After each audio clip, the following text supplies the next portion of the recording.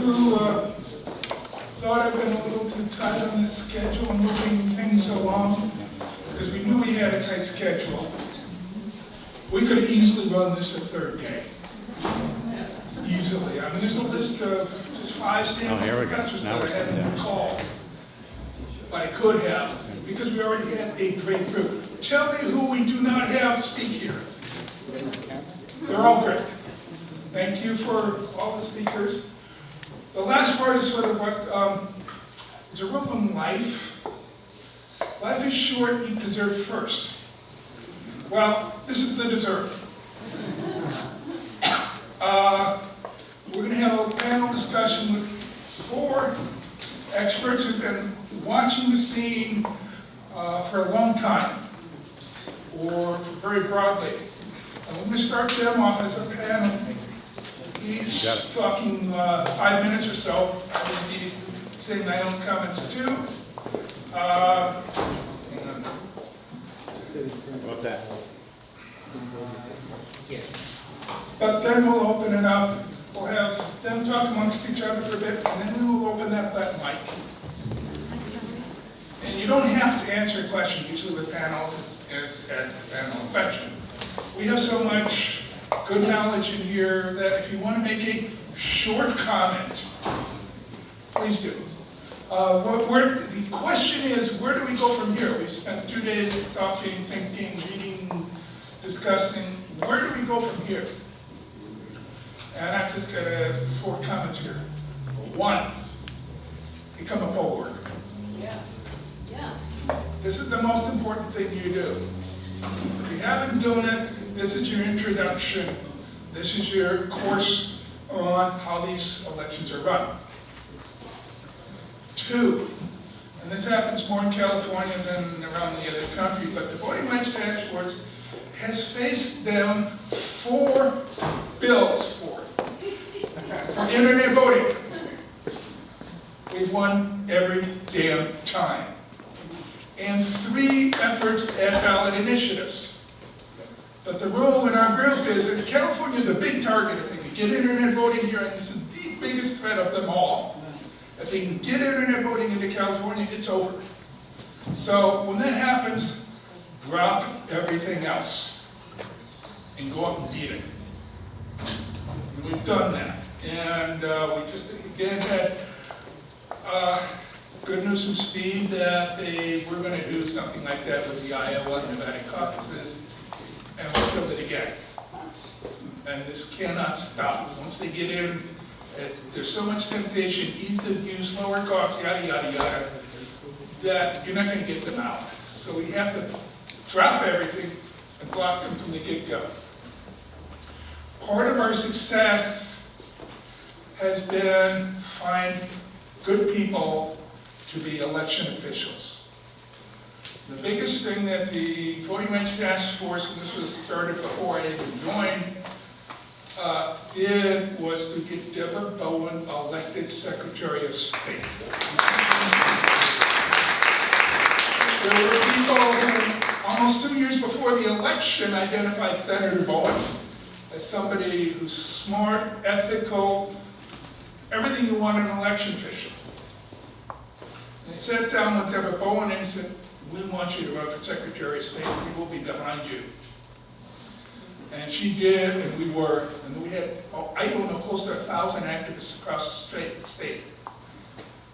At the Democratic Convention, which in California was the pivotal point, she got an 81% approval vote from the delegates. Nobody else came close at any office. We just were all over the place. We got her elected, and that made all the difference. And then when you go on and find internet voting, she's there. So get good people. Ditto for your local election officials. Your election council, your registrars, whatever you want to call them. Some of them are elected in California too. Some of them are appointed.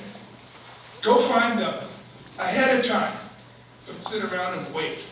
Go find them and then start a campaign to get them in. And my last comment will be, there is a lot of garbage out on social media.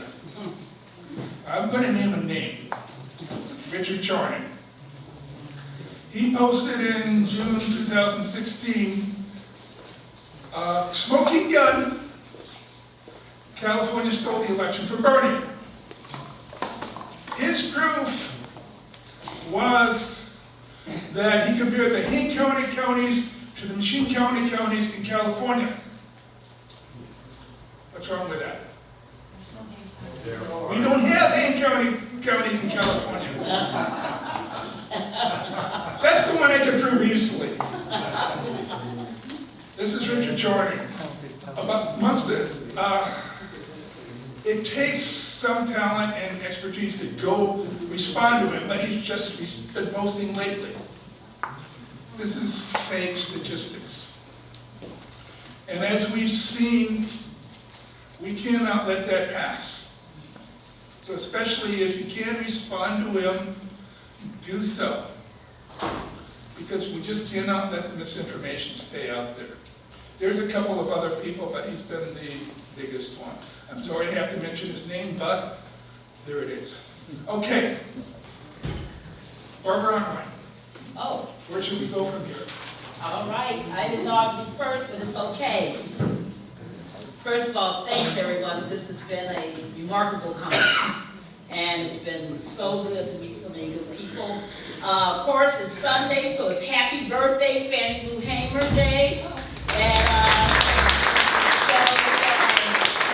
we are burning up the social media with tributes to her, and that's beautiful.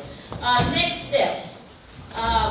First of all, many people need to drop the false dichotomy between voter suppression and election security.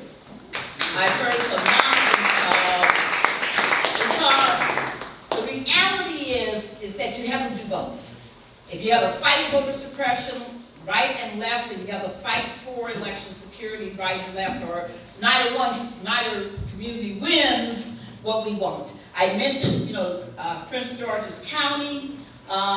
Prince George's County is one of the largest Democratic counties in the country, right?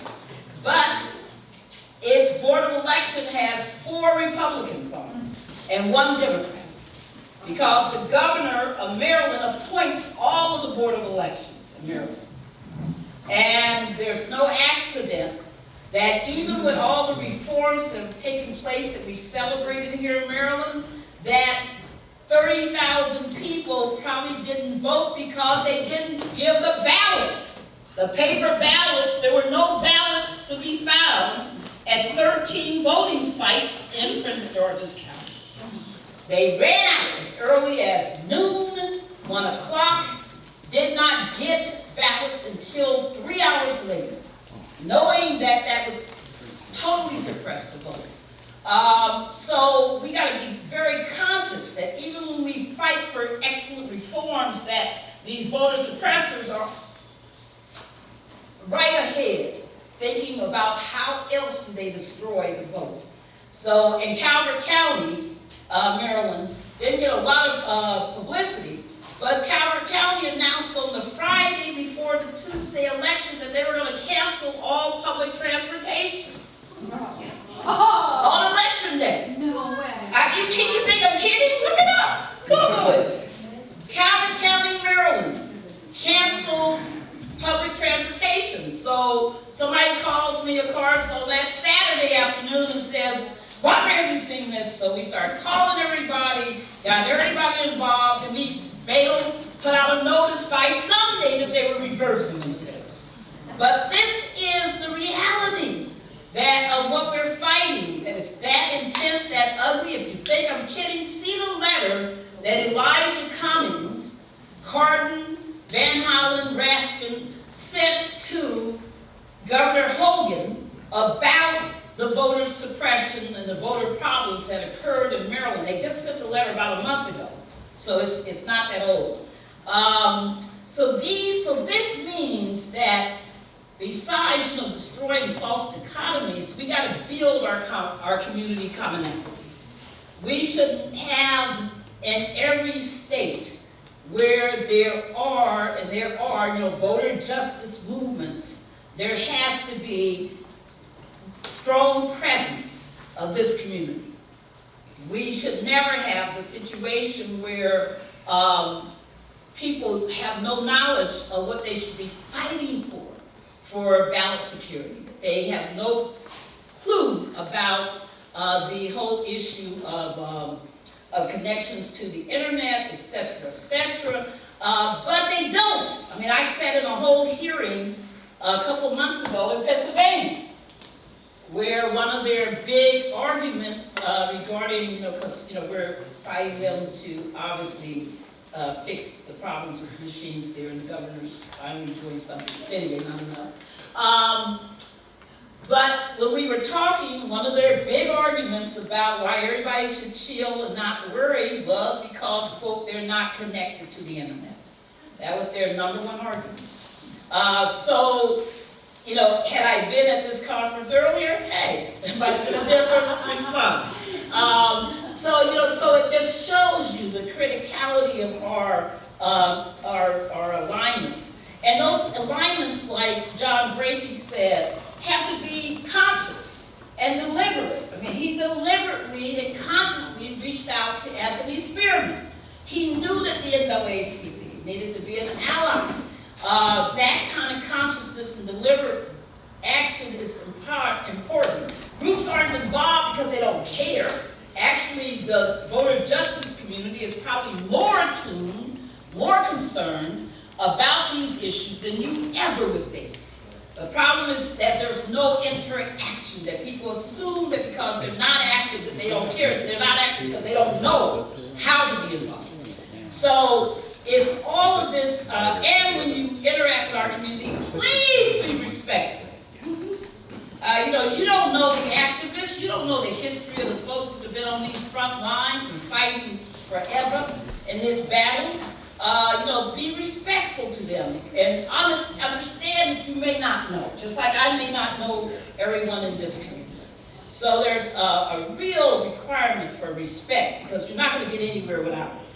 The National Bar Association, the largest African American bar association, is going to have a 50-state strategy coming up for 2020. We're developing that strategy now. And we're talking about, having allies around so many of these issues like ballot images, the whole fight. That's where we need to be. Those are natural allies. There are so many natural allies that can be part of so much that I've heard today and yesterday. So we should definitely strive there.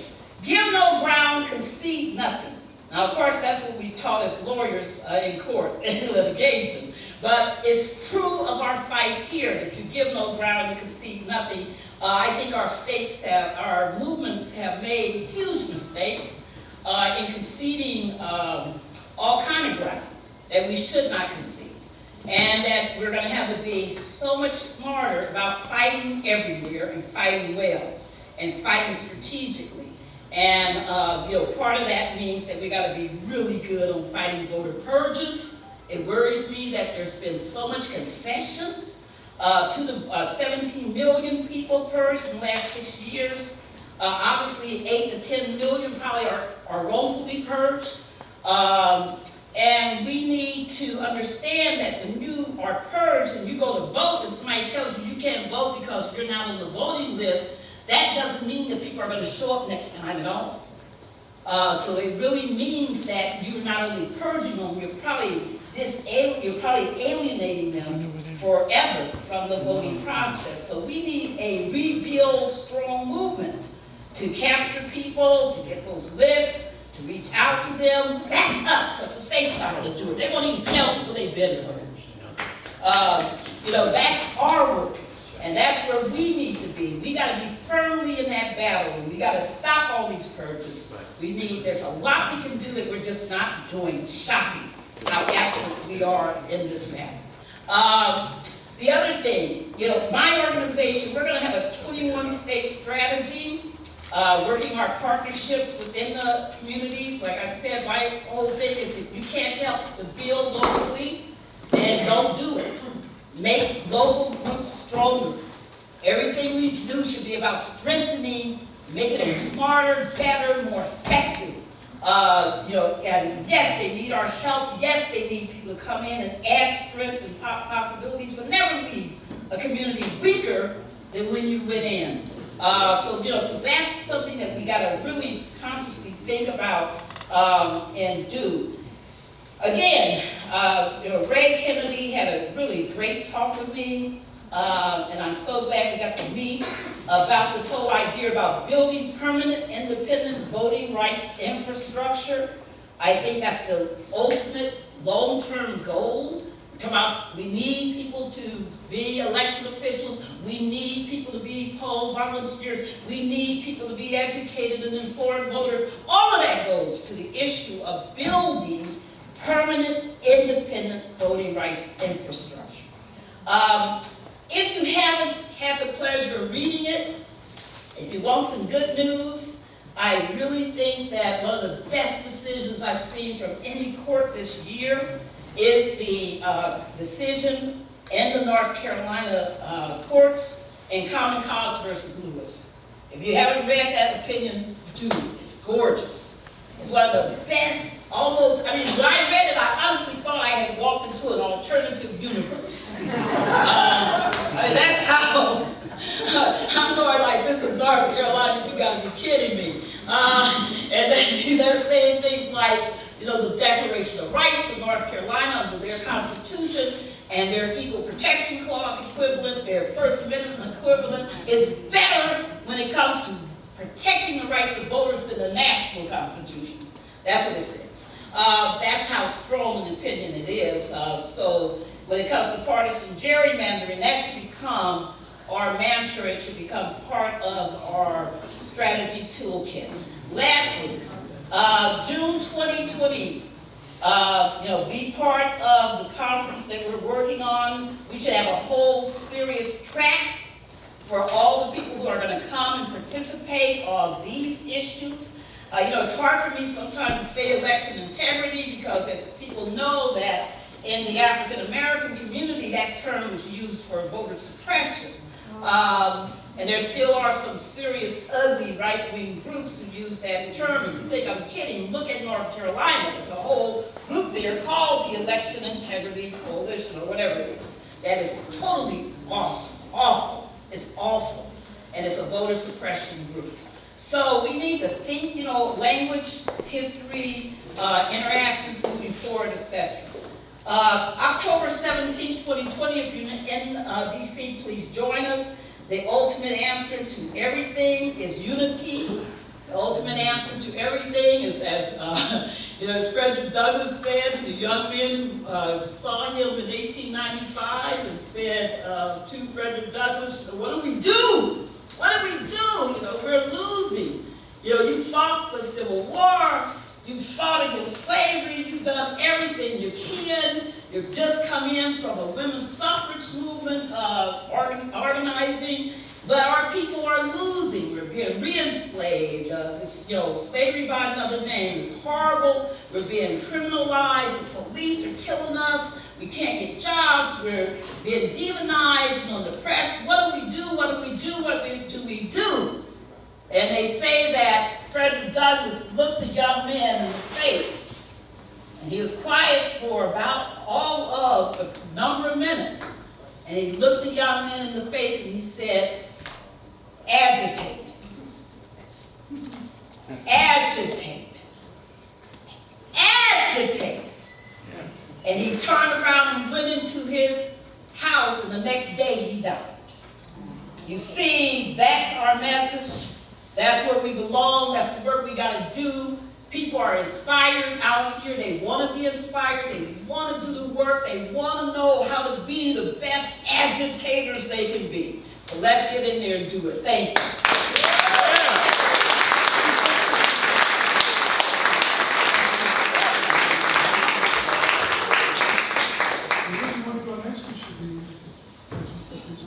I don't mind. I'll be quick.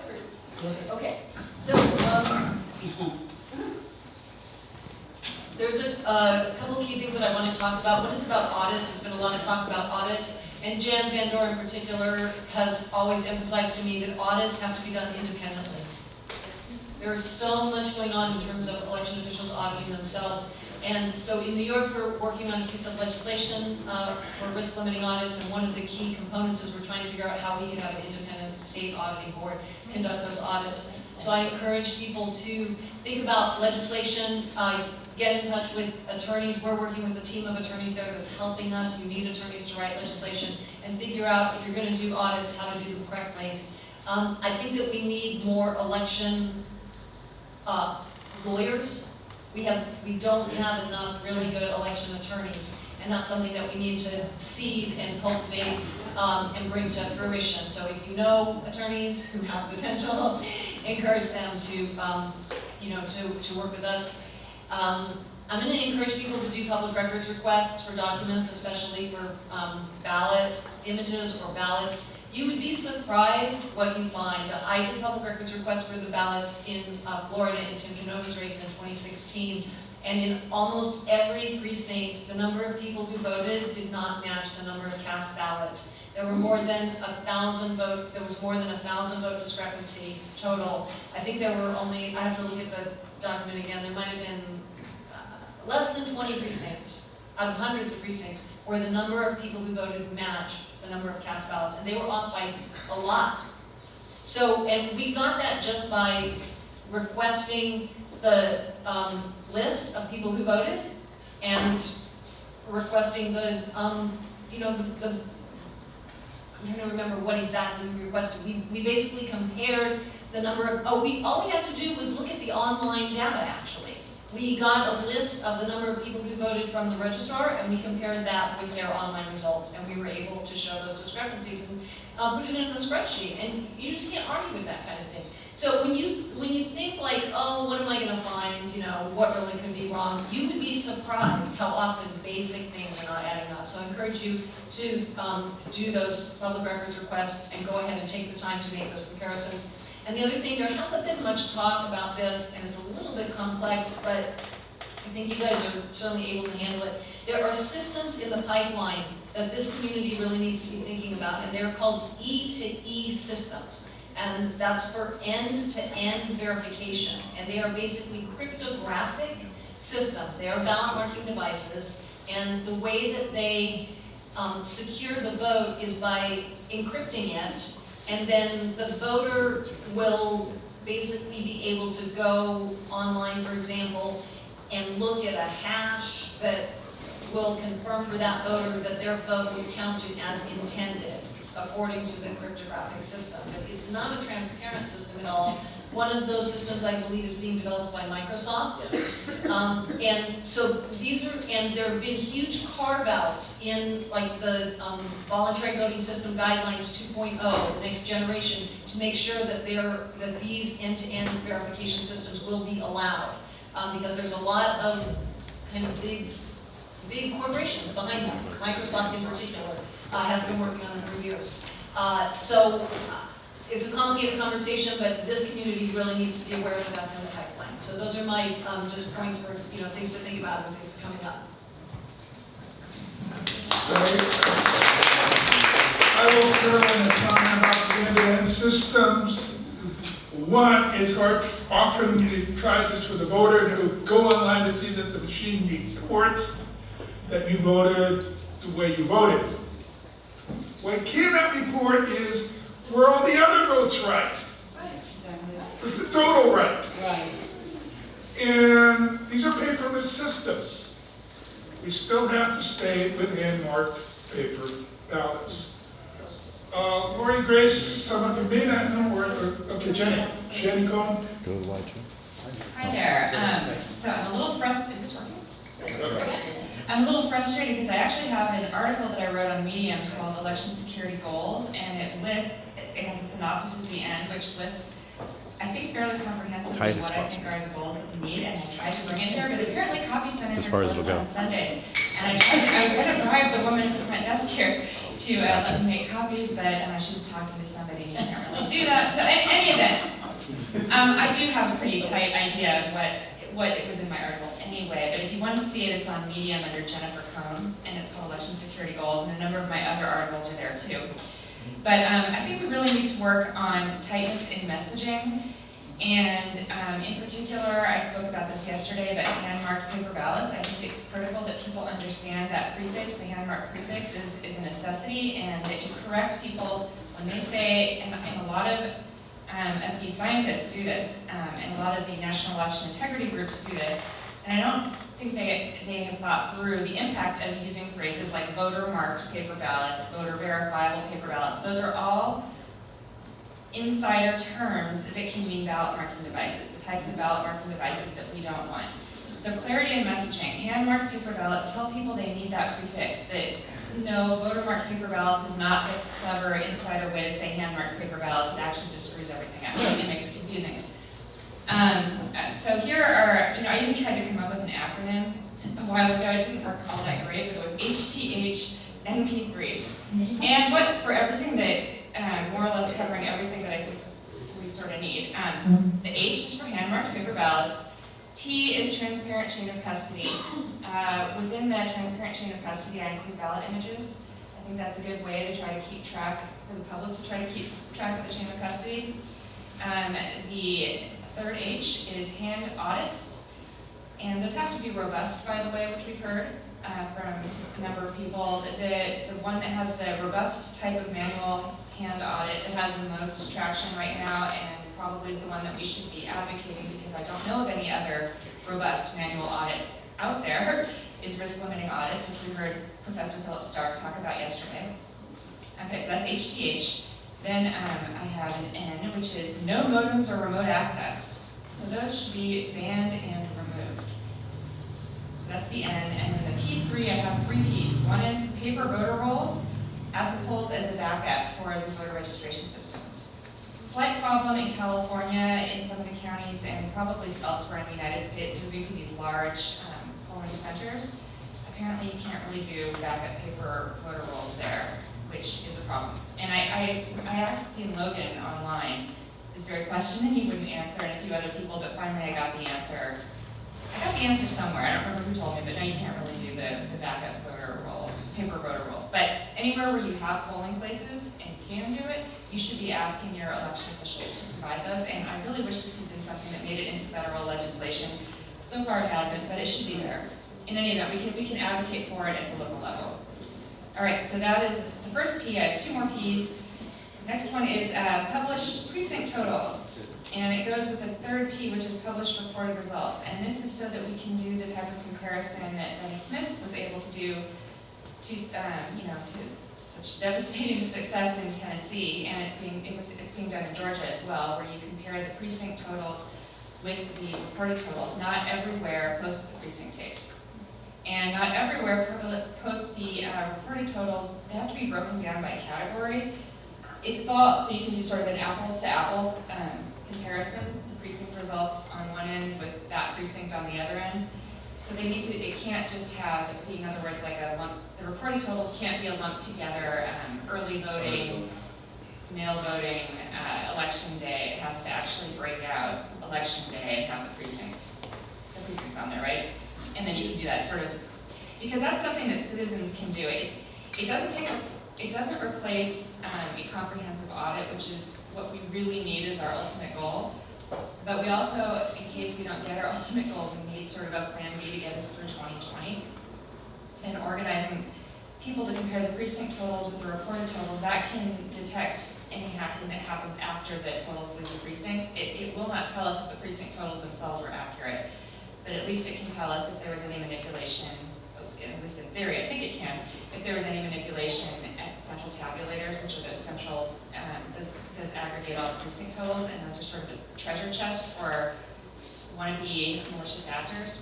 So, and then I'm going to add on an S to my HTH NP3, I'm going to add an S, which is subpoenaing the vendors. I really, really do think that we should pressure our members of Congress, and by that I mean really the House in particular, because there we have the Democratic majority, which might actually do this type of investigation. The pressure has already, sort of the groundwork has already been laid with Representative Zoe Lofgren, who is in the House Appropriations Committee. She's the head of that. And I recommend emailing her and encouraging her to subpoena the vendors to tell us who owns them. And emphasize we're not only concerned about foreign ownership. It is certainly possible to have corrupt domestic ownership, and the public has a right to know.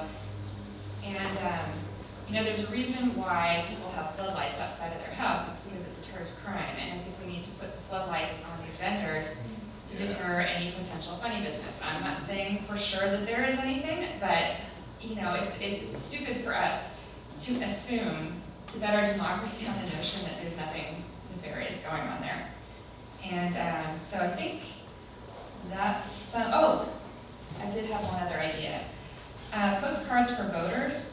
I don't know if this group exists off of social media, but there's a group called Postcards for Voters, and I really think that the election security community can use this to reach out to voters with things that they can do as individuals to protect their votes, including asking for a hand-marked paper ballot at the polling place. In many places you can get a hand-marked ballot even if your polling place is planning to use BMDs or DREs or whatever for a touchscreen of some sort for most voters. So you can inform voters of different things they can do, also checking their own voter registrations, and bringing, maybe bringing a photo or a screenshot of proof that they were registered as of the day, before they headed out to the polling place. That sort of thing I think can be incredibly useful, and I'm sure there are many other things that we can do via postcards to voters, but I really think that's getting the information to people is important, and it's difficult, and I do not think that the media is our partner in this particularly. There are certainly some refreshing exceptions. Lulu just did a fantastic article. Yes. I would say some of my own articles are really good, but I don't do them that often. It takes a lot out of me actually to write them. Yes, they are. Thank you. So, but I don't think the media is our partner in getting some of this information out to the voters. And there are things that even if all is lost and we don't get hand-marked paper ballots and we don't get the manual audits, I'm not one to say give up. I think that we can still do what we can do, and there are always things we can do to make it more transparent, even up to Election Day. So, thank you.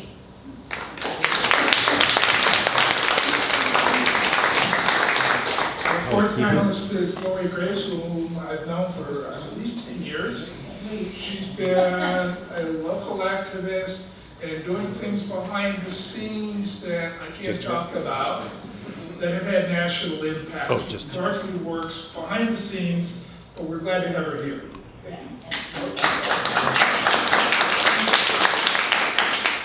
Thank you. I actually work both behind and above. And I just wanted to let you know that I've been involved since 2003 with Bev Harris, and I helped fund the movie Happy Democracy.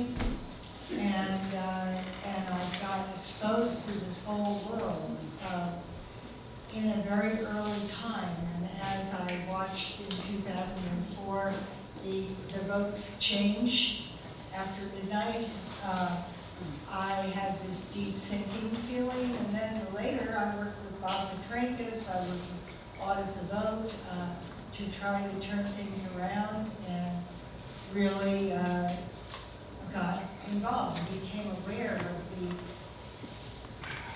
huge issues around elections, and have continued. I want to say a few other things about myself, just because I'm going to tell you, I'll tell you ahead of time, that I'm a person who helped start the Election Integrity Committee at Threshold Foundation, which funded this conference, among other things, and quite a lot of other things. And so I want you to know that I have been involved in many different things. I work with Fred Kimberlin, Protect the Vote, work with supporting and protecting whistleblowers, started the Institute for American Democracy and Election Integrity, which is nicknamed trustvote.org, and it's still around. And we're doing also now trustvote.tv, because I happen to love YouTubes. But we're going to show some very key things and work. I continue to work with Bob Petrakis and the Free Press all the time. So I also was involved with looking at the distortion of the Bernie Sanders votes in the primary election in a very significant way.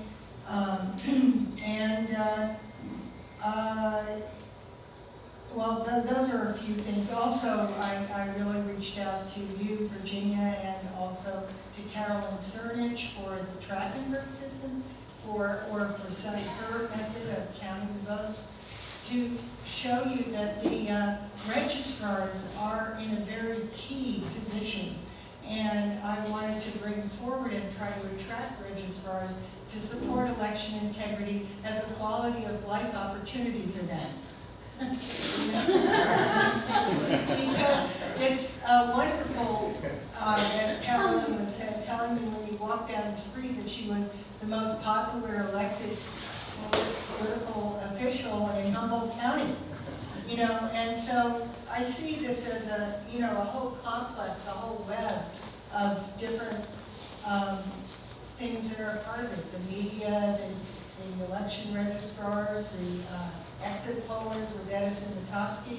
I was involved in funding a challenge with Bob Petrakis to Edison Natofsky. Of course, we weren't successful. I mean, they were a huge organization, and they sent us to Jones Day or something. Jones Day. Is that what it is? That we had to supposedly fight them. So we backed out, but I did expose, together with Bob, that the exit pollers were just trying to keep their business together and massaging the results to keep on being chosen by the media and the Democrat and Republican parties, you know, to do these exit polls, okay? So it's a big, you know, it's a web. So anyway, aside from that, now, having described this, yesterday when I knew I was going to have to talk about where do we go next, I actually felt quite overwhelmed. And Kim Zetter's presentation was particularly an issue for me, and John had seen, we had all seen the, you know, the modems in Wisconsin, and reading about the different modems. I can't remember everybody who talked, but I think that Lulu and Emily are bringing forward some very wonderful ideas about educating volunteers, because this is a nice thought. When I wound it back to how we were in 2003, I remembered all of a sudden I was having to convince people that there was actually a problem. And people would walk away and think I was a nut, you know? So this is great that you're all here, and then you're all connected with others. So I do want to say, before we go into our question, that I am open to the people at Threshold Foundation said, sponsor as many things as you think are important. We want a personal letter for each one, you know, this kind of thing.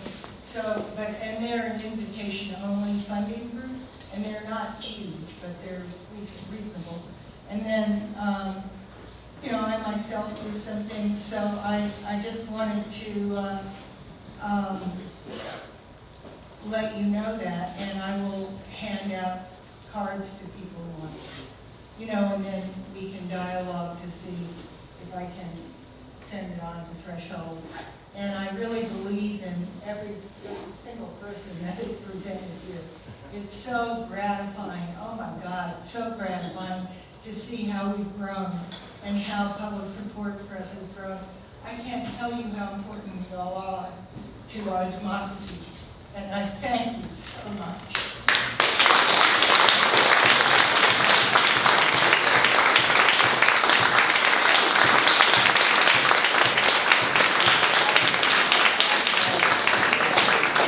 All right, first dibs. Do any of the panelists have any more comments or questions for the other panelists? Oh, I have a comment, which is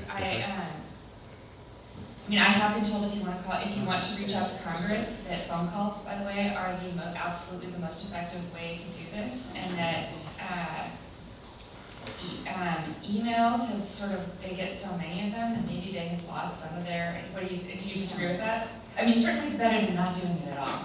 And I have had many people send emails. That's partly why I actually had someone who works in Senator Biden's office told me that if I want to have a bigger impact, and it was pertaining to election security, that having people make phone calls and handwritten letters, also that too.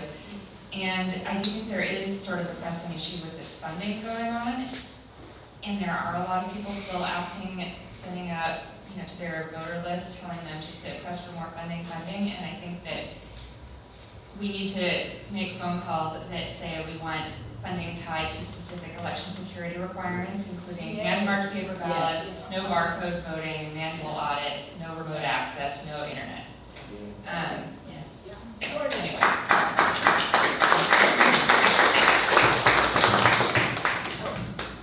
And I was told specific people to reach out to, by the way, are the ones that Democrats endorsed Mitch McConnell's funding only for the corrupt vendors bill. Just throw money at them. And unfortunately, one was Chuck Schumer, which surprises me a bit. He and Hillary were the only two who opposed the Help America Vote Act, which did the same thing. He just threw money with no election security requirements, but apparently he's had a change of attitude or approach. So Chuck Schumer signed on to this, and so did, Leahy? What was his first name? Senator Leahy. Patrick Leahy and Senator Cohn. Those were the three. And I was actually asking people to call and tell them to kill the bill, which I don't think is a bad idea, but if that's sort of uncomfortable for you, and I can see how that might be, just call up and say we want that money tied, it has to be tied to election security requirements, hand-marked paper ballots, manual audits, no remote access, no internet. Anyway, thank you. I'm going to respectfully disagree with Jenny on telling people to kill that funding, because there's groups that have worked really hard to get that funding, in particular the Secure Vote Network with Public Citizen, and they are not utterly naive. They know that they need requirements, and they're working to get the requirements that were passed in the House into the Senate bill. I don't know if they'll succeed, but I think that there is a certain amount of respect that has to be given when we're getting national groups on board now, like Stand Up America, Public Citizens. They've driven tens of thousands of comments and calls to Congress, and it's important to work cooperatively with them, even if we disagree with their messaging. I think it's important to try to change their messaging, but not necessarily just. I did not say to call up and say Secure Vote screwed up for calling just for funding, although I may personally think that, and I do personally think that, and I wasn't naming names. Lulu named the name. I was not naming names, but fine, don't kill the bill. But I'm not the only one who thinks this was a mistake, okay? I am not. And there are people way above me who thinks this is a mistake to be having people call their congresspeople and say funding. It's not just me, it's a mistake, and they're not working cooperatively. The suggestion that we have to working cooperatively means letting them do what they're doing. They're not listening to me. I warned about this before they did it. They never listened to me. They never even acknowledged that I said anything. I say it into a void. I'm a lawyer, for goodness sakes. I did negotiations, lots of them. This is a terrible negotiating strategy. You don't just ask for the lowest common denominator and then try to get the requirements later. And I do see that they're trying to dial it back a little bit, actually. I see that they are starting to say, okay, well, how about some guidelines? Well, that kind of sounds a little bit like HAVA, too. We got guidelines with the Help America Vote Act, and I guess that they were voluntary and they were crap. If we're going to get anything through, we don't need to name names. I wasn't going to name that group. But we need tight messaging, and we need to tightly always say hand-marked paper ballots, manual audits, no internet, at the very least, and no freaking barcodes. And we need to do it tightly, and we need to, it's on my shirt, we need to do it every time. And if these groups are out there and they're not doing that, I don't know what they're doing. But they're setting it back, in my opinion. I agree with that messaging completely, and I think the strategy is to contact those groups and advocate to them to improve the messaging. I totally agree with every single one of those stipulations that you listed, and I think we need a real campaign to these larger groups to improve the messaging and the demands. And by the way, these same groups, they use voter-marked paper ballots all the time, and it drives me insane. And I do use my Twitter platform because they never listened to me when I had a small platform or non-existent, and they still don't listen to me now that I have over 100,000 followers. But I think they notice now, right?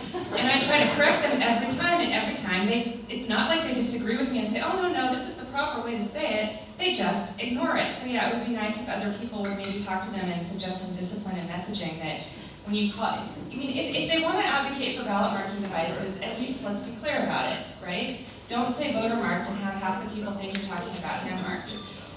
So they should really be, we don't need ambiguity, and if we're going to move the ball forward, ambiguity is not the way to go. We need clarity, and we need to know what the different groups are advocating. And if they're not sure, then they should say they're not sure. And then, you know, you can make up your own mind, but the message should be hand marked. It needs a prefix, hand marked. Anyway, carry on. Yes. Okay, just one more comment here. And Lynn, I think, sort of mentioned this in her talk. The Voting Rights Task Force is going up to Sacramento at least 100 different days. And one of the things we've done is after you get done with a committee hearing, or whomever you got appointments with, is we will especially look down at the list of members of the Elections Committee in the Senate and the Assembly, and just go in and knock on the door. And walk in and say, we want to talk to somebody about elections or this election bill. And you can do that. And it's a good way to start getting your message in there. Just knock on the door, walk in, we want to talk to somebody about this election bill or election security or something. Do it. Anybody else in the panel? Now let's get to the questions. Go. Yeah, I'll make mine doing the questions. Go. All right, well, thank you so much for your time and the important work that you guys are doing. I just wanted to, Turn the mic. Turn the mic. Speaking. No.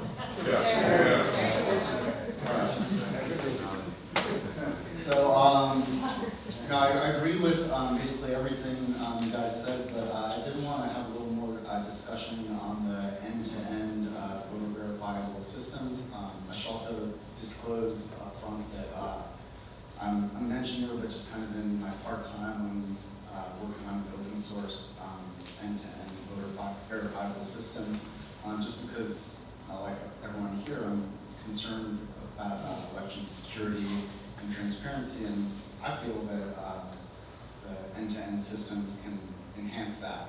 But I think that it's important to do that in tandem with some of the other things that you guys were discussing. It can be hand-marked,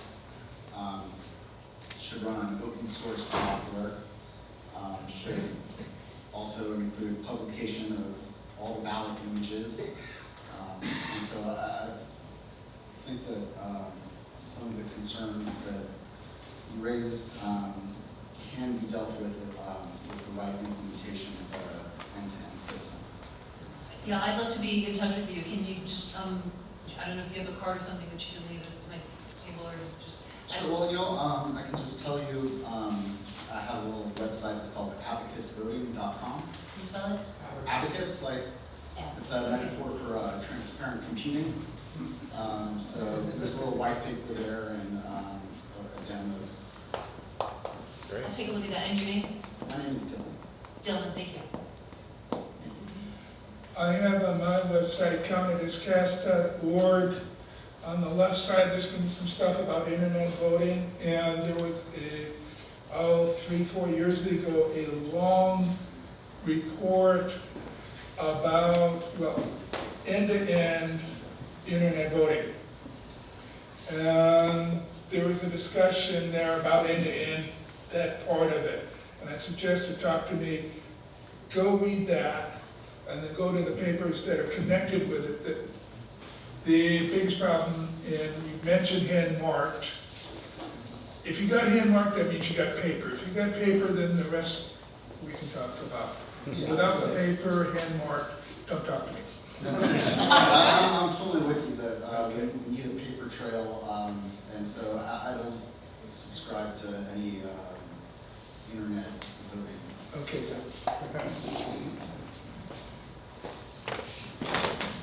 Thank you all. A comment and a question. So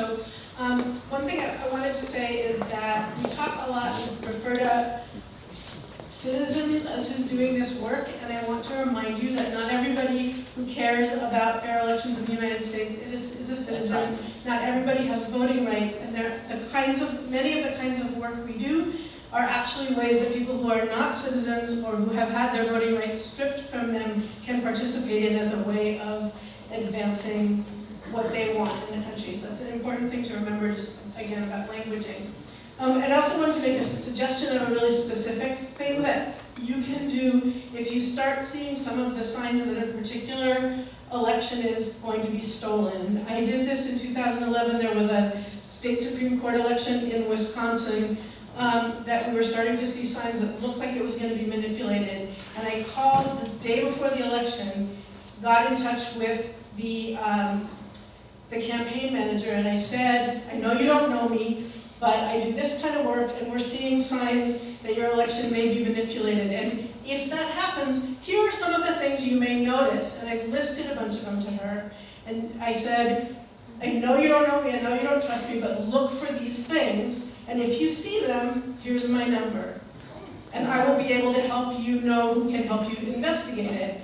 And funny, but they saw those exact things. And because I had predicted them, even though she didn't know me, she trusted me enough to call me, and we ended up having a relationship about this that led to a recount of that race, which led to the establishment of election integrity groups in the state of Wisconsin that are still working now.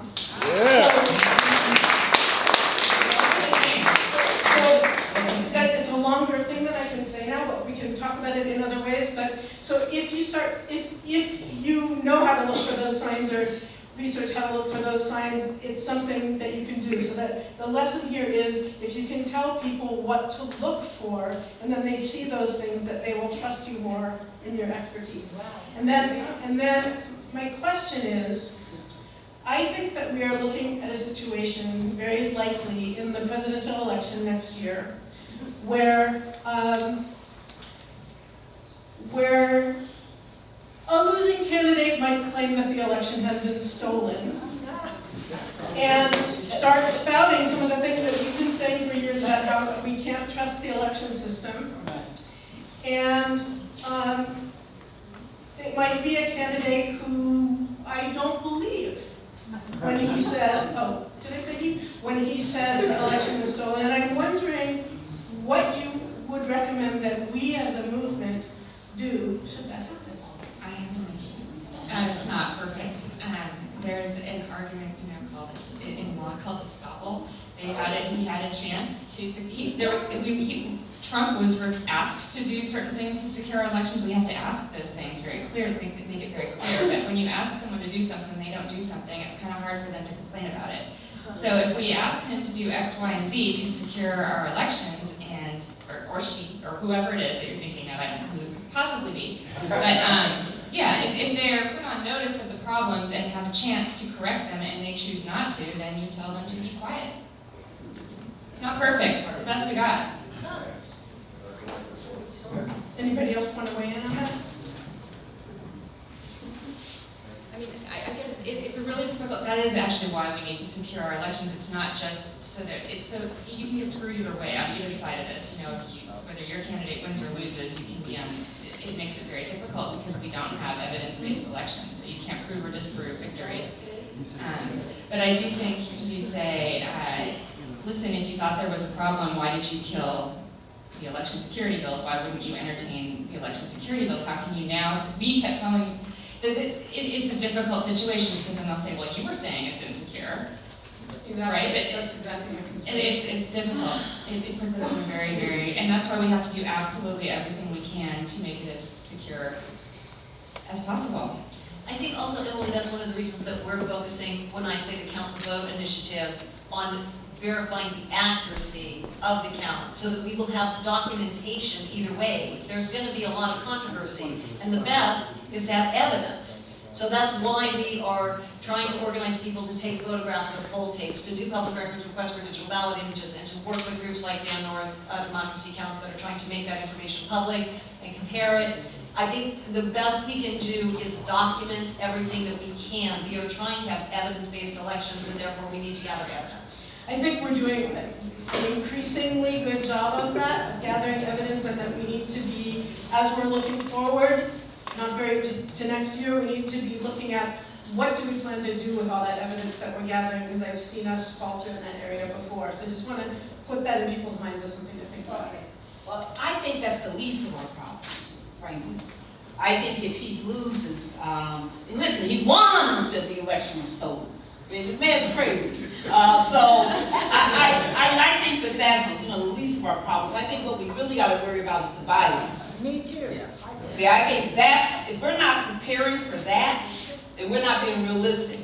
Because you got to go back to Bush versus Gore. In 2000, the undertold story, of course, was all the violence in the streets from the pro-Bush forces. And I think that we need to be very, very astute that he's capable, and he's shown it with El Paso and so many other places, that he's capable of weaponizing people. And I think that that's more of a problem for us, that's going to be the ultimate security issue if he should lose. And I think that anybody who's not thinking that way is not thinking correctly. That's our biggest threat. Thank you. One of the other things, we worry about the vote count. But Mr. Trump, when he says elections are stolen, is talking about undocumented Thank you. immigrants. Thank you. And it's kind of hard to prove a negative that, no, they didn't vote. He's going to stand up there and say, oh, well, they had 3 million votes.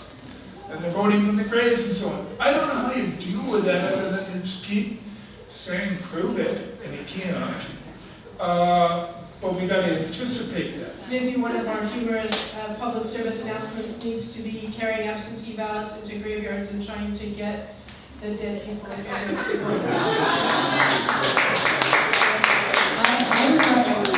I would like to remind people that a few years ago, Trump said if he lost or get impeached, there will be civil war. All right?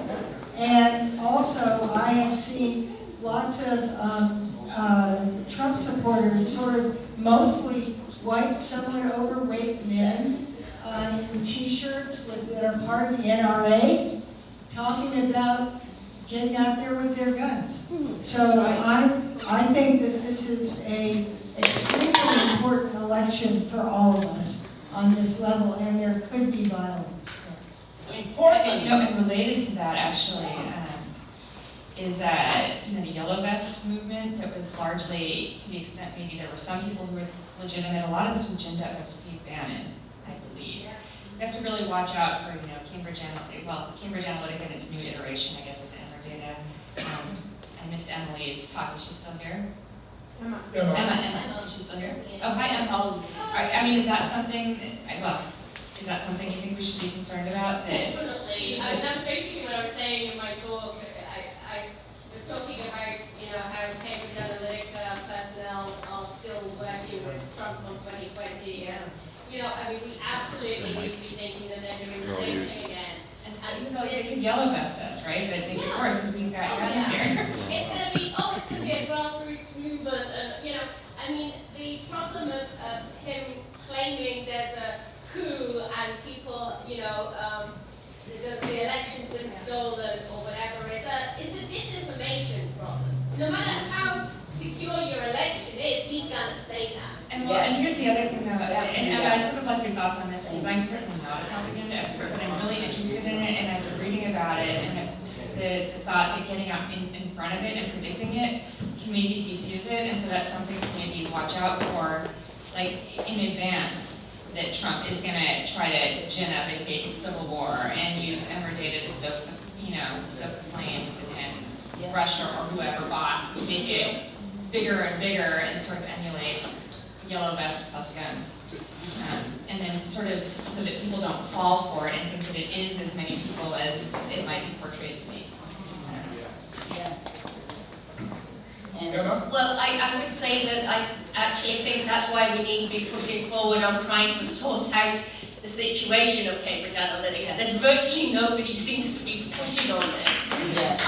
We're doing nothing. And this is a dual catastrophe, you know, like that is in progress here. You know, there's many, many layers to this. It's not just about securing data, but it's about securing that whole industry which is running out of control without any transparency. We don't know what's going on and what they're doing. And why are we not doing something about that? Like, that's insane. You know, they set up shell companies and they, you know, operate below the radar, funneling loads of money around that we can't even see, we have no idea. You know, these are the priority things that we absolutely need to address if we're going to stop the violence that could result. Or, you know, these are more than just securing elections. We have to ensure our own security, but not by, you know, shutting people down, by enabling them and making them, you know, more, you know, making people safe and making people feel protected and that their communities are safe. It's essential. It's essential. And, you know, transparency is everything here, you know, but we have to keep pushing our legislators to act on it, you know, now. Maybe it's too late, I hope not, but we need to really push them, and we've not been doing enough. Hey, Emma, do you know the status of the investigation that's going into Cambridge Analytica? There is There one. are loads. No, there isn't one. There are loads, but, you know, I can't really comment on all of that at the moment. But we can talk afterwards. Well, I had two things when I came up here, now I got my sixth. Barbara, you know, I commented at the end of Lulu's talk about the media, and you just mentioned that in 2000, you know, the violence was unreported. That's correct. So it just, and that was, you know, that was an appetizer at best to what we're staring down now. And so I agree with basically all of it. We got this problem and that problem, and they're all kind of the things that are overwhelming to our mindset because we were born into democracy, most of us, and we really just didn't think this was a possibility.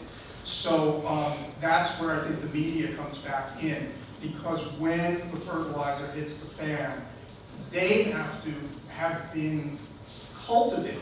I mean, assuming they're not completely deep state and in bed with the, you know, future tyrants of the world, assuming that the New York Times, when push comes to shove, might actually, you know, stand up for democracy, you know, in a strong way. They need to be informed. They need to be cultivated. I really do think that there's a lot of smugness there, which leads to a lot of ignorance and a lot of just, you know, not a great enthusiasm about becoming informed. So I just think that really has to be a part of all that we do, is preparing the grounds for when things start moving very fast. And what the media says at that point, whether we like it or not, is going to be very important to how the narrative goes. They are a tremendously powerful force, which Trump knows is the reason he's called them the enemy of the people and trying to neutralize them. So that wasn't the point I had. The point I had two things. One was just a quick thing about audits. That Jen said risk-limited audits are basically in vogue, and that is true, but if anybody was here last year, they remember that I introduced an alternative audit protocol, which I think people from the presentation I gave found rather hard to understand. But it is, at least that's the feedback I got, but it is at my website, codered2020.com, there's a little button that says, you know, basically alternative audit protocol. And I appreciate anybody who's interested in audits and wanted to look at that. It has certain advantages over risk-limiting audits, mainly simplicity of execution and a kind of transparency, because it doesn't require, you know, quite as much of a mathematical approach. So it has pros and cons, but it's just something that's at codered2020.com. Click on the button, you can look at it. You know, feedback is appreciated. And then I am working on the rewrite of Code Red. And for those who are know about Code Red. I mean, it came out in 2012, there's a new edition in 2014, 2016, 2018, because the bastards are always coming up with new articles and new material.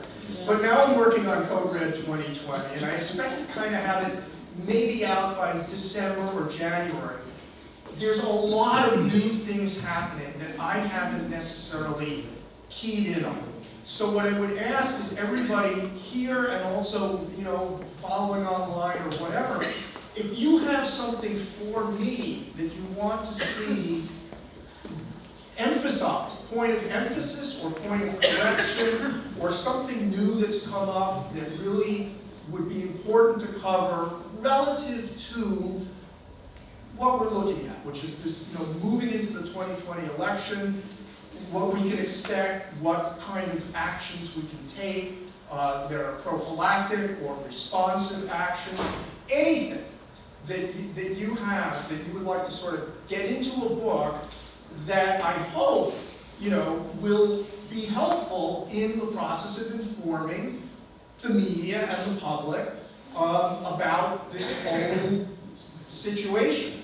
And, in a way that's readable, that's not technical and, eye-glazing. Yes. So, to the extent that that can be a valuable resource, I'd like it to include things that you think are significant and important. So get in touch with me. My email is verifiedvote2004@AOL, but I have my cards out there on the table.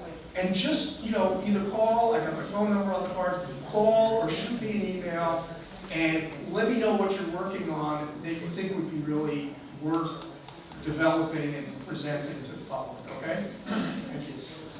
Okay, let me ask a question to our guest here. Do you want to ask a question or say anything? You. No, I think I've covered all my concerns Okay. or issues. Because it's hard to get the microphone, so that's it. Yeah, just one comment on the Civil War. Remember how violent elections are in Kenya, India, Yes. and other places. We already have images of this kind of thing. But I wanted to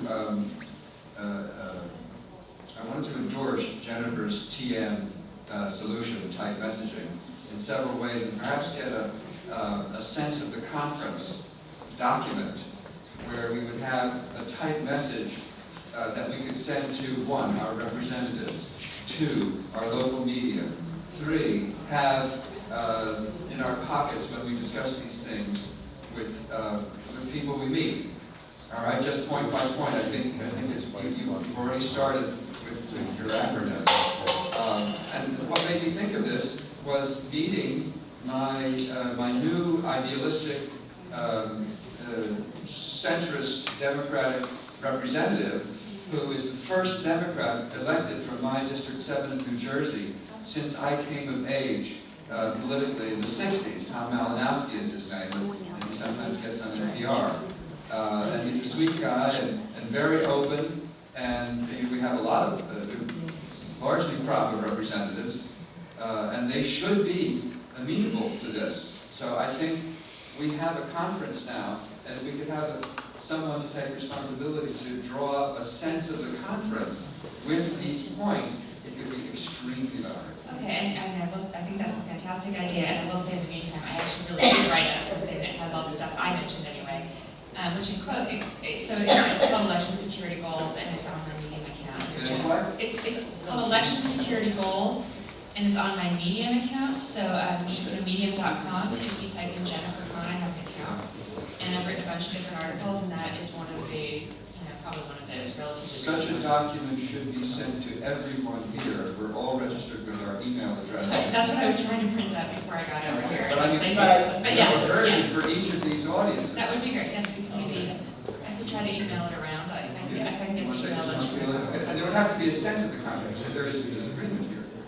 Right, and I think also that's one of the things that we're really working out with the Count the Vote initiative, like that's why we're trying to bring groups to the table. I'm going to be starting an election security leadership conference call that will be able to have dialogue about these issues and try to, it may not be a document that has a complete agreement, but there may be a spectrum of agreement. I think there's a great deal of agreement about hand paper ballots, but there also may be caveats from people in the disability rights community. So I think that what the Count the Vote initiative is going to try to do is create a template that has a great deal of buy-in from a great number of people and has very efficient, compressed messaging, something that's really user-friendly, easily understood, 1, 2, 3, 4, 5 kind of. And I do think my article is easily user-friendly. One other thing, I think it's great. The relationships are important in forming those relationships. I also think sometimes when you're working with a bigger group, part of the reason why progress is so slow is because getting everyone to buy into a message is really difficult. So when you have a big board of directors and you're working with lots of different groups, it could take a year. I'm not saying it will take a year. That's why I just went ahead and did it. And I don't think most of it is controversial, including how I phrased anything. I don't think really any of it, frankly, is controversial. The only real controversy has been the slowness with which some of the scientists, not the ones fortunately who were here, who've been fantastic, but some of the other scientists have been just very slow in acknowledging what are really common sense concerns with ballot marking devices, but we really needed their buy-in to those concerns because in order to take it seriously by Congress, they want to know the scientists see that you're right. So in any event, I don't think there's anything controversial in my article or handout, but I very much look forward to one that does have buy-in from additional groups. In the meantime, if you want to get it going and talk, know what to say to your congresspeople, I do think I wrote it all out already in my article. Excellent. If I may suggest 3 levels. One is the one-liner, which expands the initial. The second would be a 50 or 100-word explanation of what it is. And the third, if someone is interested, would be the examples of what damage the opposite has done. And we've gotten that in this extremely rich conference. I mean, if you would draw from the people's experience and what they proposed, how they've made changes, for those Congress people who are actually curious, and even those media people who might be curious. Anyway, that would be the ideal document. I just want to say also that Jenny and I are really very much on the same page in terms of those guidelines that she suggested. I support all of them, 100%. We are not in disagreement at all. No, Lulu, this is just to give you an example. Lulu and I agree on just about everything. I mean, I don't even know anyone in this community who I probably agree with more. And yet you can see we still clash because there's nuance. Oftentimes it's the nuance. And that's why I think it does sometimes it just takes a really long time to get stuff out.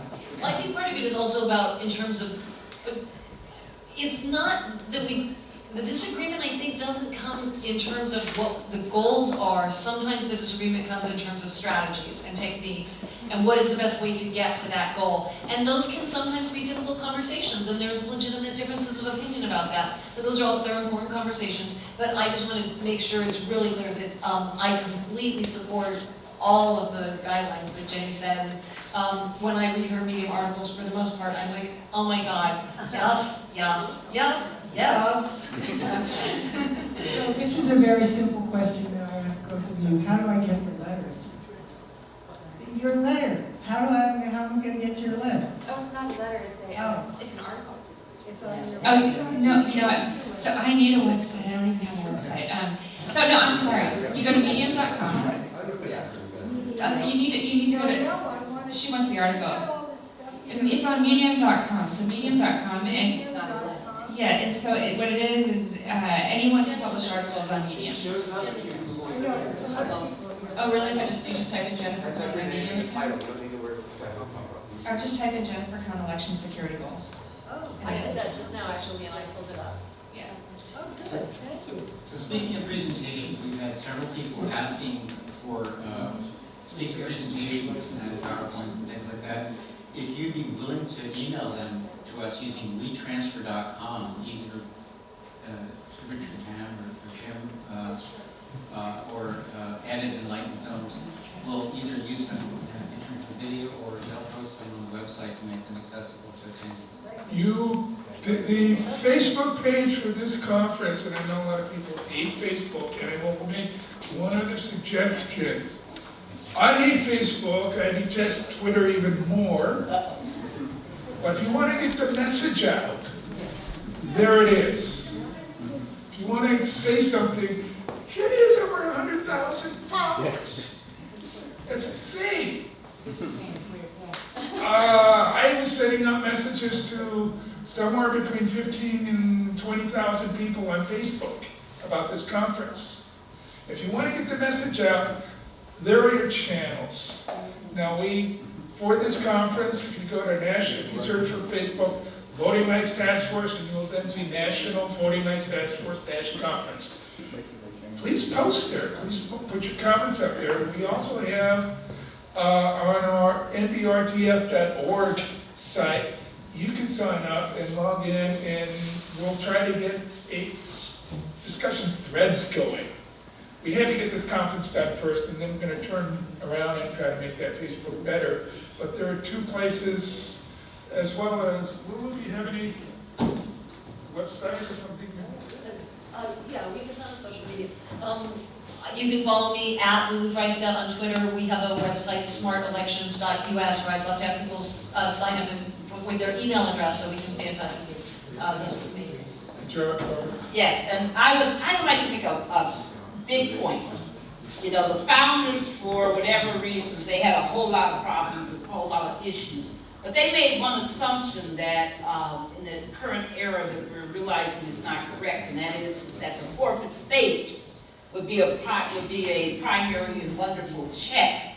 That is the media, would be a wonderful check on government, that it would hold government accountable. And what we found out now is, of course, is that media is being subverted as a propaganda arm for the government. Still, the reality in this age, when you look at the public, is that the public still, even with all the social media that's been built out, they're still clamoring for content.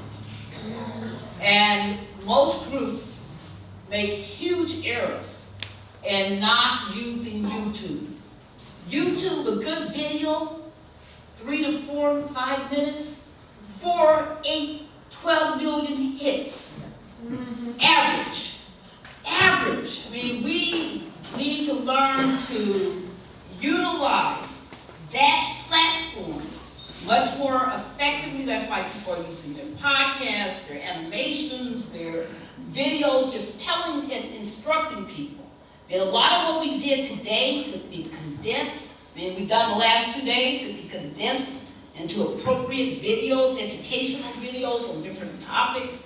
You could create a whole channel under this, I mean, seriously, it doesn't take a lot to do a channel on YouTube. But all of this is capable, and it's empowering, and it's powerful. And I think that, we worry about the New York Times, the rest of them, they drive me crazy, all of them. But I've learned that a lot of the organizing, some of the most powerful organizing I've been involved in was independent of any of the major stations.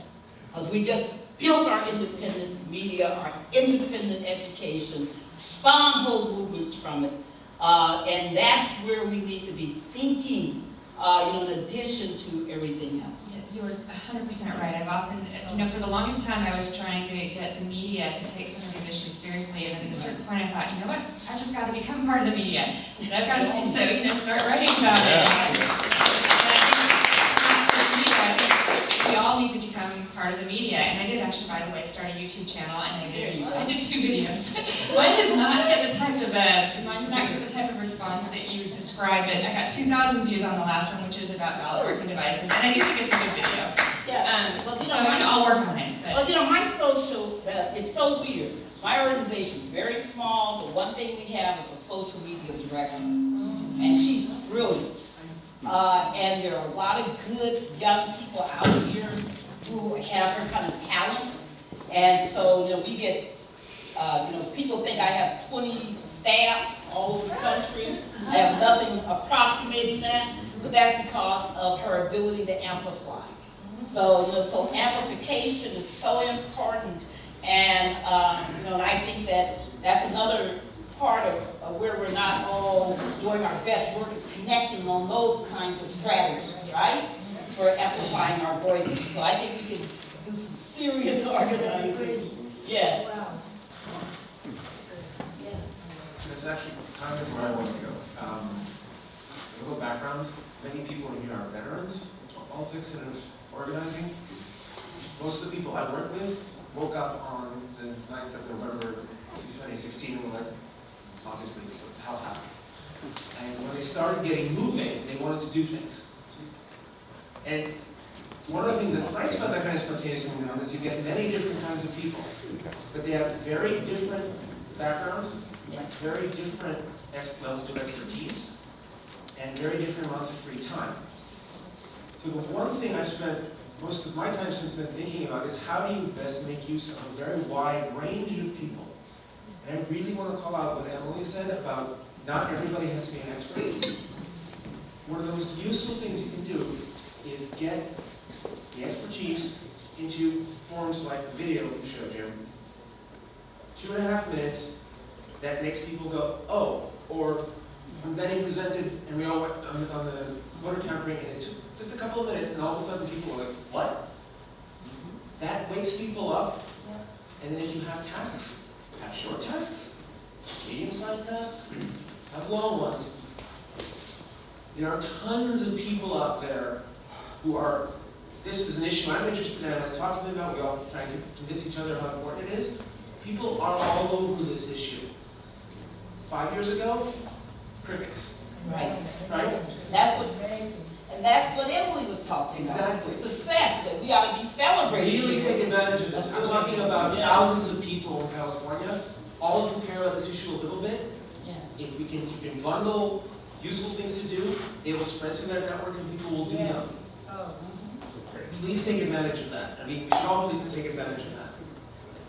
The complicated idea, get it to something that you can actually express in a few sentences. We need people who've never been involved in politics calling their Congress people every day when there's an issue. They wait for an email, they see it, they go.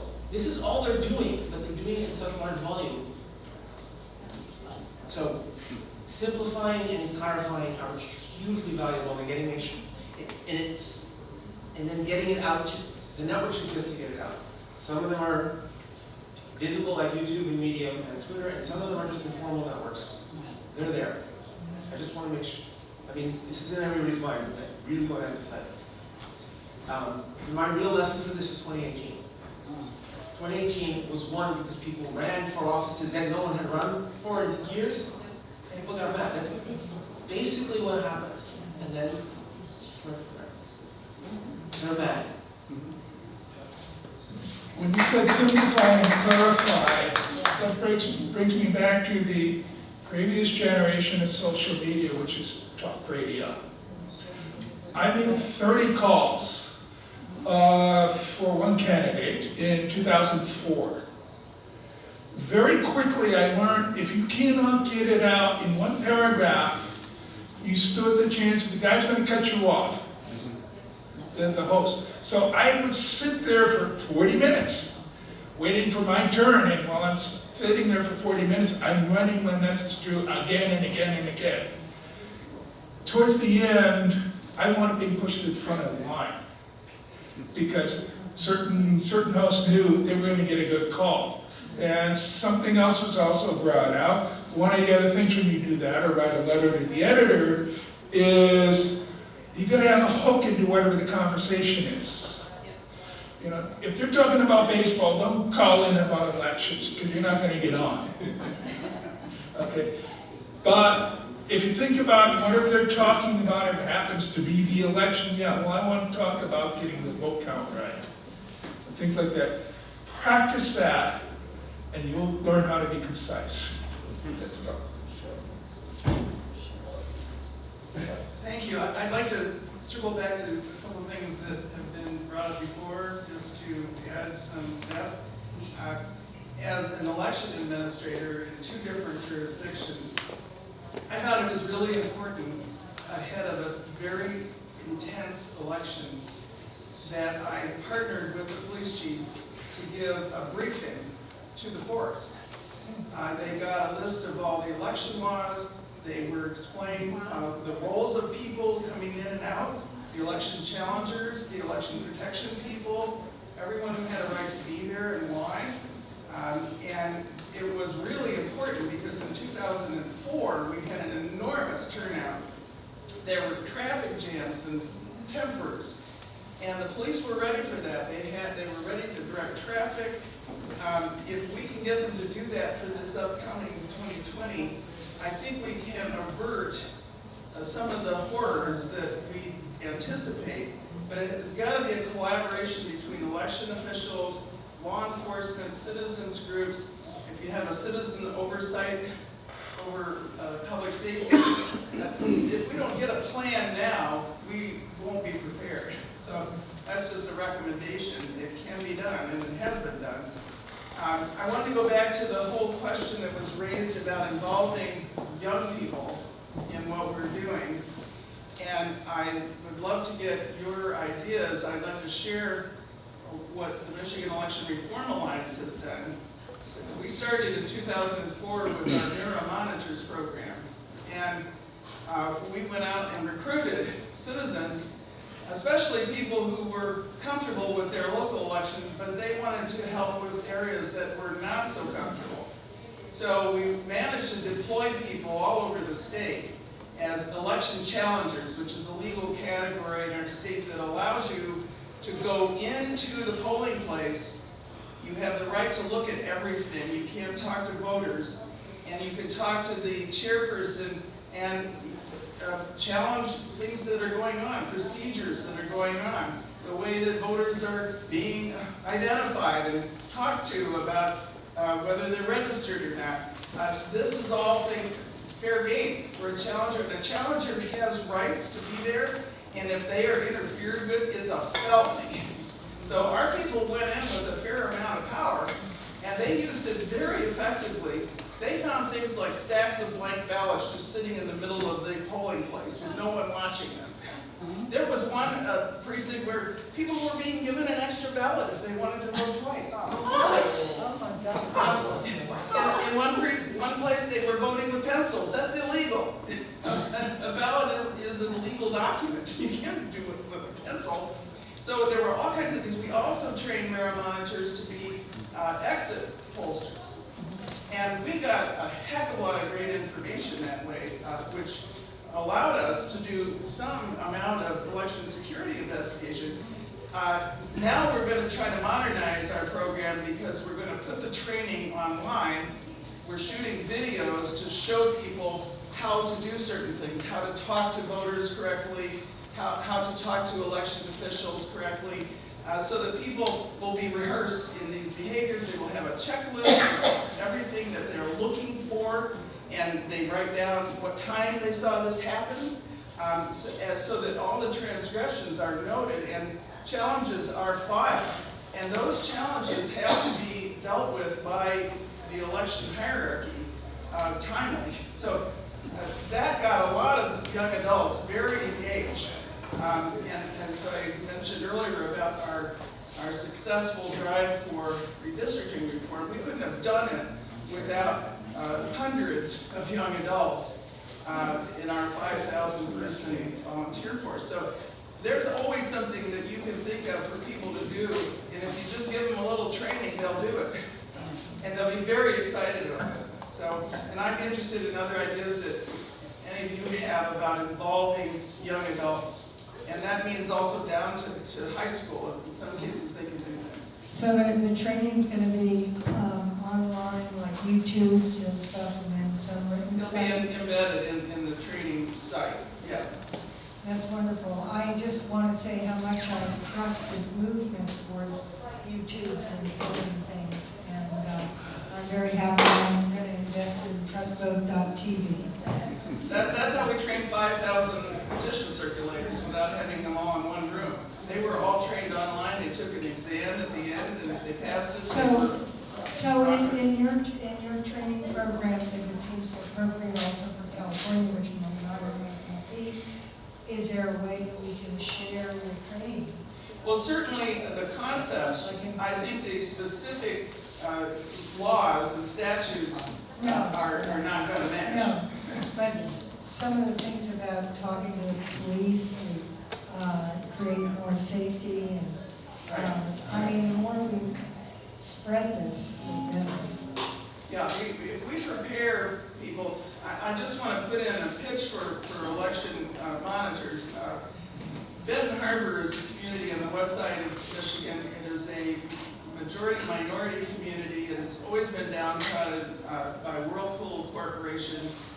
And they told us that after we sent in the mirror monitors, they had the first honest election they had in 30 years. And that was a big deal for that community.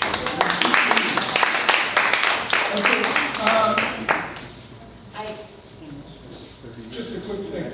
We will stop public comments with the last lady in line there, because we have social hour and I have a couple of closing remarks. But we will continue on with the few there.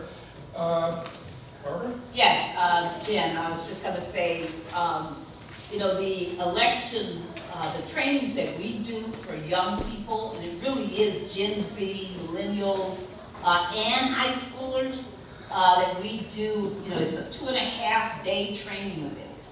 And it's really in-depth. Everybody walks out knowing how to do the elevator speech. You know, we do that kind of communications, we do coalition building, we do all the laws, you know, from specific to the states, what they need to know about what's going on, how to interact on the ground, how to build power, etc. And I can tell you, it's been amazing, because we tell them that we're training them to be leaders, to enhance their leadership skills. We tell them very strongly that we're training them to be a train the trainer, and they go out and they actually recruit people. They build organizations. I mean, it's amazing what they have done. I mean, they have blown me away because I didn't anticipate what we were creating. We're getting ready to do, as I mentioned, one in November in Montgomery, Alabama. Even since I've been here, people have been writing me because we're trying to organize one in Mississippi, and people are telling me that the date that was selected is too late. They want to do it early. So, you know, that's the kind of, you know, investment. You know, I think it's really serious people investment. When you sit down and you counsel, you talk to people, you answer their questions, you really help them to build their skills. And that kind of, we don't do enough of that. There's not enough of these kinds of programs. And I just think that the more we do that across the nation, last time, when I first did the first one, I said we gotta have a whole section on election security. I reached out to somebody everybody in here knows and said that. And I said, I need somebody to come and do that, and they didn't send anybody. But anyway, life is life. But that's something where we have to merge into the programming in the future. But I am a huge advocate of youth leadership investment and putting them out there because they're the best at motivating other young. Nobody else can do it like they can. Okay, this is a little different. I usually stay right on this topic of election security, but if we're really planning for the 2020 election, and we're really planning to defeat Trump, this is the partisan side. As one person who just came in reminded me, Trump has been warning of civil war and violence if the election is stolen from him. And he is planning, he is working on this fertile soil of Fox mind-washed people, brainwashed people, and we need to prepare for this in the strongest possible way by speaking out incredibly strongly that he is being totally irresponsible and that this is possibly an impeachable offense, that he's threatening violence and civil war if he doesn't win this election. I think that could be considered an impeachable offense, and that he is preparing the soil for violence if he doesn't get his way. I think that needs to be included in our planning. Thank you, Richard. Yeah. Next. Dan, want to say anything? No, I understand. Okay, next. But I'm just, this 2 Thank days you has been amazing for in the amount pressing of that with information on- and knowledge. The information and knowledge that's held by this group. And when I came here, I had an idea, and now it's even greater than before. And what I would like to see, in thinking of the young people, and thinking of the country waking up to the issues of election and security and just what is going on, I would love to see, and I can't do it, like an umbrella website called, everything elections or something like that people can very easily know. They don't have to know Audit USA or Smart Elections or something else. There's just one place, but everybody, all the work is listed there. And then I see as the states individually have different programs, that can be listed on the website, just like these ideas from Jan, or how the community works, the election works with the police, different ideas, that it would be all in one place. People could write in about what's going on in their state, and we could share. It would have all the videos, it would have everything. I don't know if it's too big a project, but I envision that would help the country wake up. Thank you. I had a small grant and did a study in the Central Valley on low voters. There were 2 out of the last 5 elections, and it happened to coincide with the 2016 election. This was a 45-minute interview with a sample of the population, but just the Latinos, to keep it kind of contained, so we controlled it. I'm not going to talk about the whole study. That's not my point. My point is that I have, after that, I did an intervention. So I ran election day events in 3 towns, and we have some wonderful best practices because they were 8-hour events in 3 towns. And what we've learned just from doing that, and from some of the obstacles that I faced in communities that don't really want some interventions. These are not things that we're speaking about a lot here, but I think that it would be nice before the next election to have other events on topics around the whole process of what gets someone from A to Z, really, in terms of the elections. There's a lot of obstacles along the way, and I need to publish more of what I've found. But I think it would be really great if we could have another conference on some of those, what's in between A and Z. So we've been talking a lot about Z and a little bit in between, and I think there's just a whole lot in the middle. The other thing I want to say is that because I was alarmed, I spoke before our Board of Supervisors when I found out that they were going to mail out the ballots to everybody's home for a number of reasons. But a lot of the people are getting ballots and they don't even realize they have ballots. But what this is translating into is when they show up on election day, they're getting provisional ballots. So in the 3 elections where we were running events, we had wonderful turnout, but the boxes with the provisional ballots, the pink ballots, were overflowing onto the floor all over the place. They didn't even have boxes big enough. And in some cases, we had more provisional ballots than we had regular ballots. There's a security issue with that in the sense that the person's name is on there. They may not put their middle initial. They may get their birth date wrong.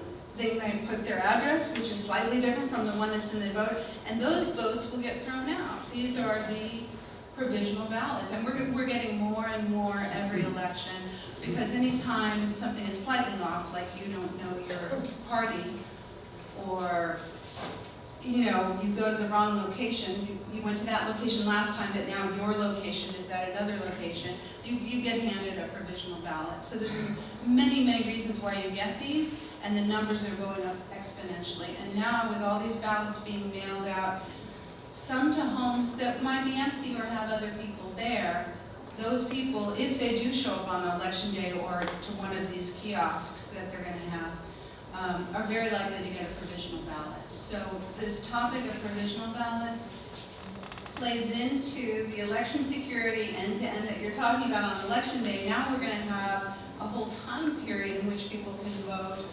They've got the ballot in their homes. There's security issues all over this. And from my perspective, we're urging people to go in person. Do not mail it. Do not put it in your mailbox. You go in person and you talk. You want to make sure that your ballot actually gets into the hands of the people.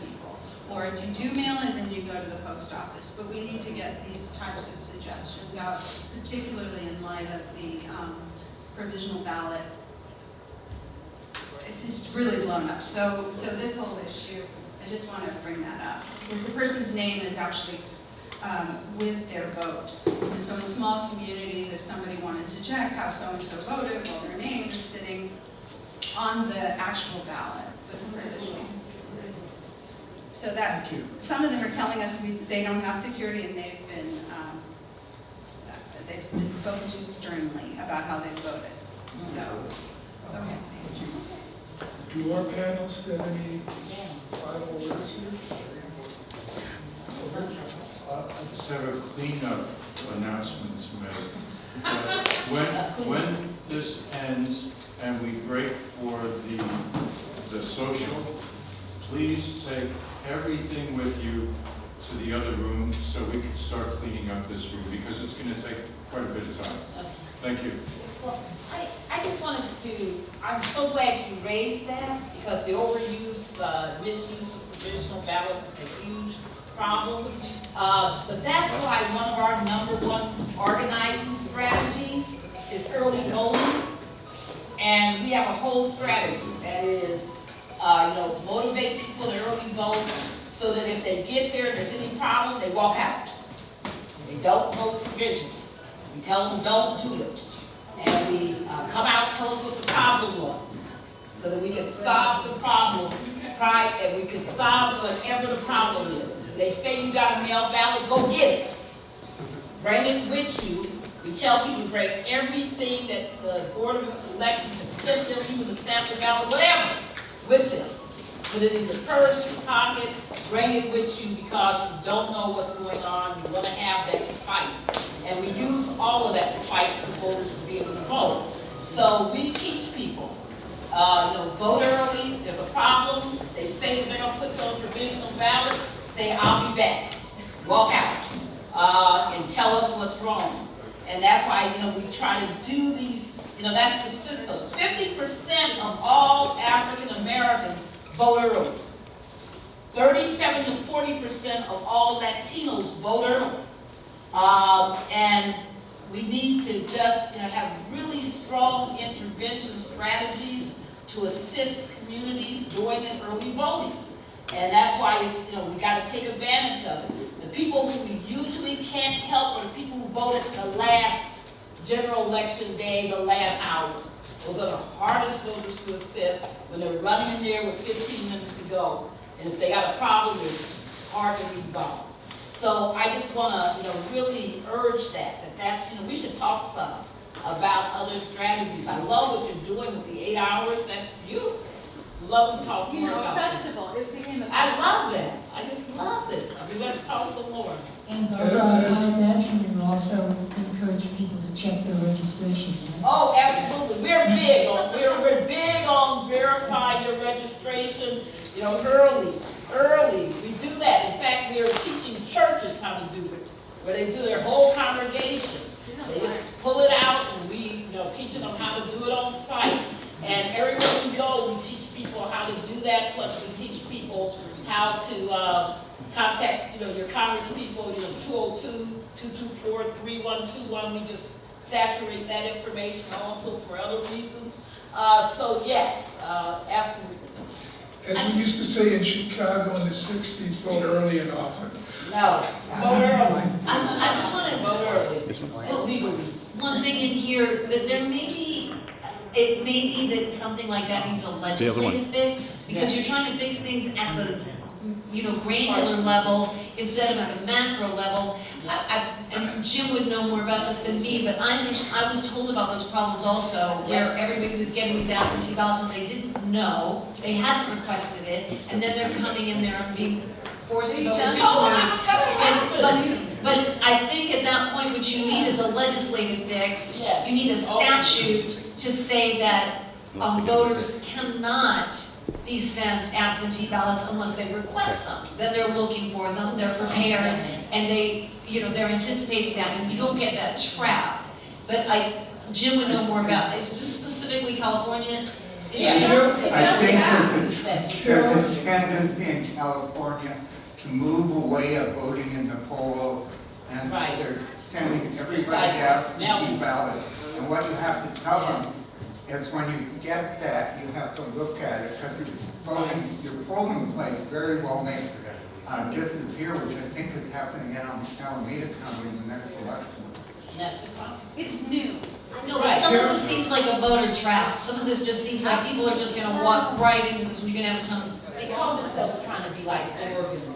That's what it is. I mean, California, let me say the rules, and I'm trying to follow them, the rules about who can vote and which party in the primary are still, in my opinion, up in the air in California. The best thing you should do, tell people, is to, if you intend to vote in XYZ party for president, sign up for that party now. And if you're working with a campaign, they need to tell their people to sign up for that party. They did not do this in 2016, and we got a predictable mess. Okay, ma'am, did you want something quick? When I was working poll worker, people would come in and sign in like that. Would sign in, like I said, look at your license and sign exactly the same way. Diebold is a company that's checking those signatures in my county, San Mateo County. Get them to get their licenses out, because they just chuck those votes. If the signatures are not the same as in their licenses, very important. That's why we're doing this. Any more comments?